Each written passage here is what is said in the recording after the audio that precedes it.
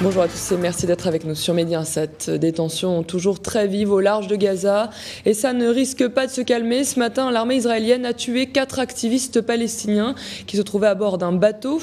Alors les versions divergent. L'État hébreu prétend qu'il s'apprêtait à commettre un acte terroriste, mais les brigades des martyrs d'Al-Aqsa dont il faisait partie parlent d'entraînement. Les explications de Willy Pierre.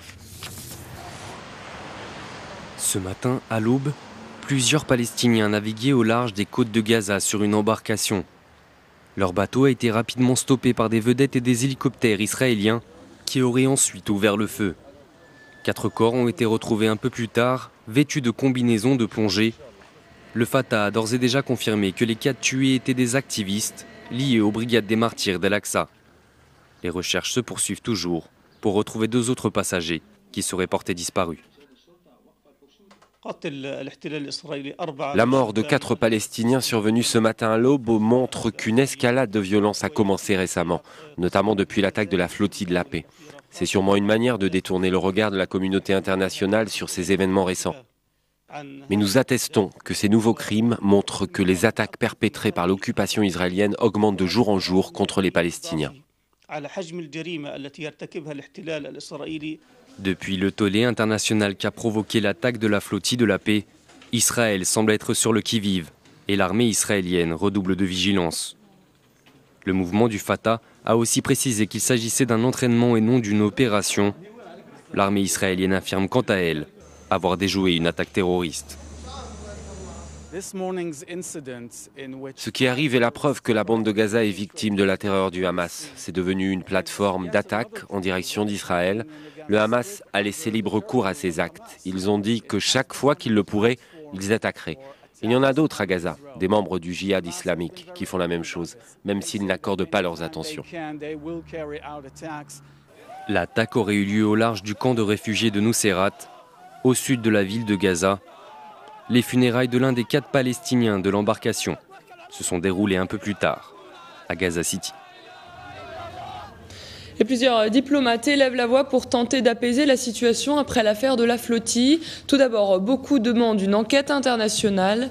Et hier, la France et le Royaume-Uni sont même allés plus loin. Les chefs de la diplomatie réunis à Paris ont proposé que l'Union européenne prenne le contrôle des navires à destination de Gaza. Je vous propose d'écouter Bernard Kouchner, le ministre des Affaires étrangères français.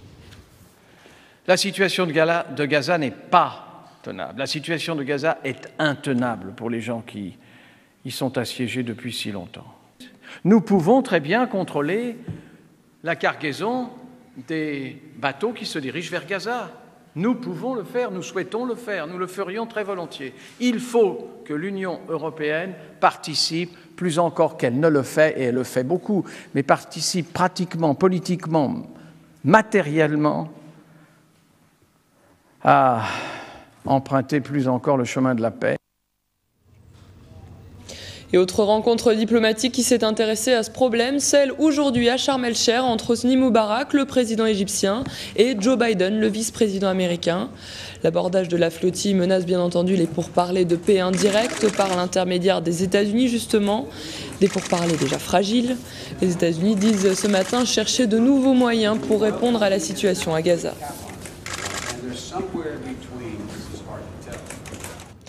Atterrissage forcé cette nuit pour 156 passagers de la Royal Air Maroc au départ d'Amsterdam. L'avion a été percuté par des oiseaux au décollage. L'un des réacteurs a été touché, ce qui a provoqué un départ de fumée. L'engin a été obligé de revenir se poser à l'aéroport néerlandais. Les passagers pourront finalement se rendre à Nador dans quelques heures. Toujours au Maghreb, en Mauritanie, la visite surprise hier à Nouakchott du ministre espagnol des Affaires étrangères, Miguel Ángel Moratinos. Une visite de quelques heures lors de laquelle il s'est entretenu avec le président Mohamed Ould Abdelaziz. Aucune indication officielle n'a filtré sur la teneur de ces discussions, mais selon des observateurs, elles auraient tourné autour du sort des otages espagnols. Ils sont détenus par Al-Qaïda, enlevés en Mauritanie en novembre et détenus au Mali. L'Espagne est très inquiète à leur sujet. Autre affaire de terrorisme aux États-Unis, 2 jeunes hommes de nationalité américaine ont été arrêtés à l'aéroport de New York. Ils tentaient apparemment de se rendre en Somalie pour y rejoindre les Chebabs. Aujourd'hui, ils ont été accusés de complot pour tuer des Américains à l'étranger. Le récit de Rim Ben Amer. Ces agents du FBI passent la maison du suspect au peigne fin, à la recherche d'indices de son implication terroriste.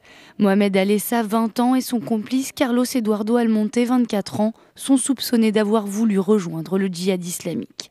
Hier, alors qu'ils tentaient d'embarquer pour la Somalie, la police les interpelle. C'est l'aboutissement d'une enquête de 4 ans. Ce que vous voyez ici est un exemple d'enquête en profondeur.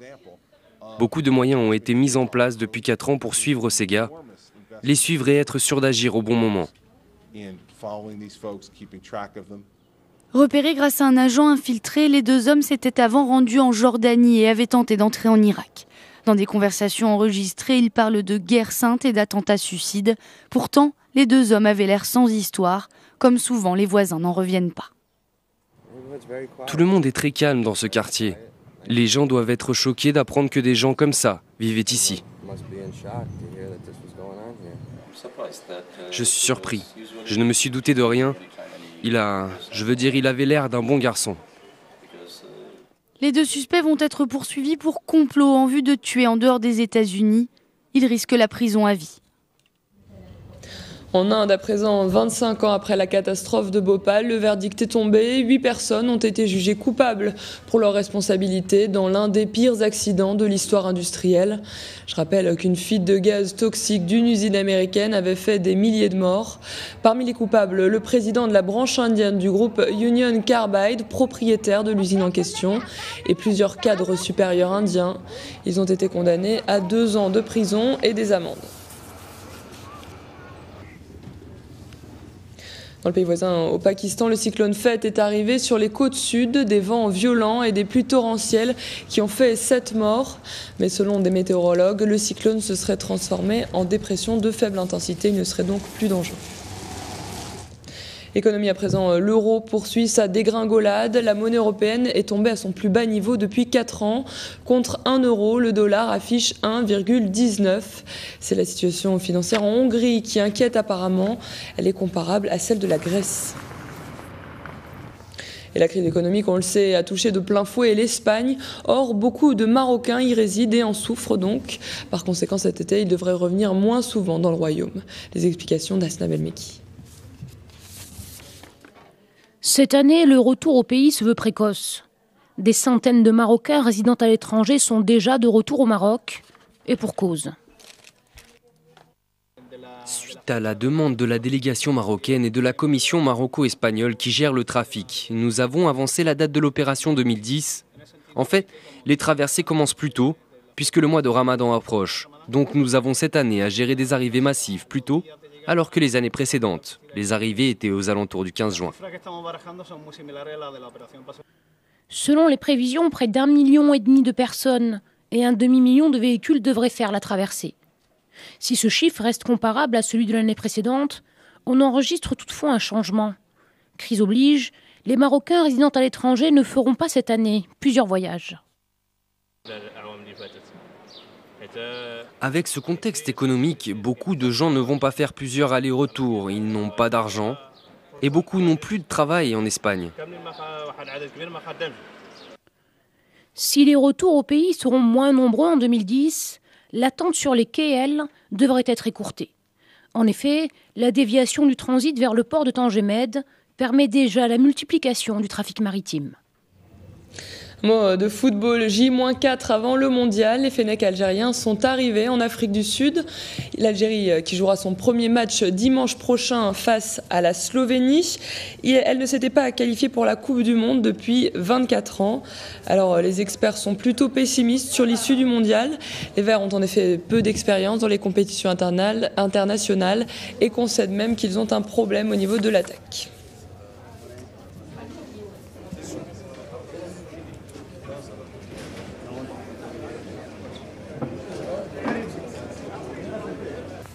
C'est la fin de ce journal. Merci de votre attention. Le retour de l'information, ce sera à 14h avec Myriam El Boudadi. Je vous souhaite une excellente suite des programmes sur Média 7.